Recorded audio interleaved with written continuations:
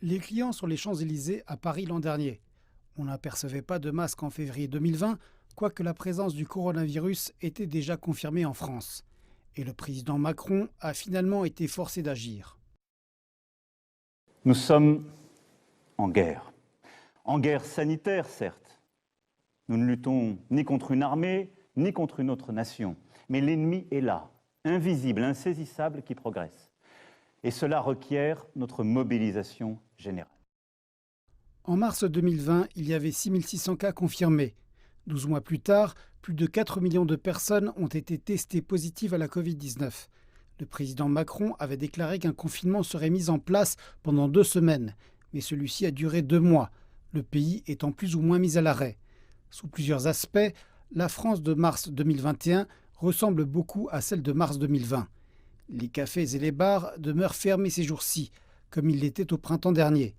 Le musée le plus célèbre au monde, le musée du Louvre, était fermé à l'époque, comme les autres lieux culturels, et il demeure fermé aujourd'hui. La Tour Eiffel avait rouvert l'été dernier après la fin du premier confinement et l'économie était repartie. Mais aujourd'hui, le célèbre monument est une fois de plus fermé aux visiteurs, contemplant une ville et un pays sous la pression croissante d'une troisième vague d'infection de Covid-19. Au cours de l'année dernière, les Français ont pris l'habitude de la nouvelle normalité, telle que l'obligation de se munir d'un formulaire du gouvernement pour chaque sortie hors de chez soi. La différence cruciale cette année est le programme de vaccination, qui devient finalement une réalité après un déploiement lent et bureaucratique.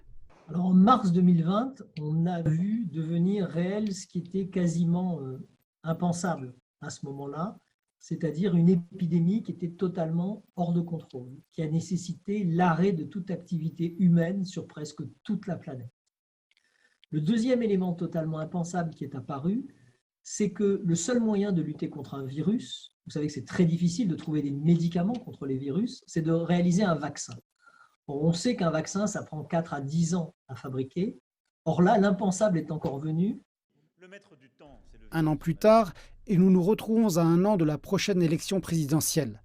Et la réponse d'Emmanuel Macron à la pandémie est examinée. Mon évaluation après un an du premier confinement en France, c'est une évaluation inquiète. Inquiète parce que finalement, c'est un peu comme s'il n'y avait pas de gestion de crise en fait. On ne voit pas en définitive la ligne. Le programme de vaccination présente un espoir pour le futur, mais les unités de soins intensifs sont quasiment à pleine capacité. Des avions spéciaux évacuent certains patients des hôpitaux débordés. Et un an après le premier confinement, des parties du pays sont en reconfinement.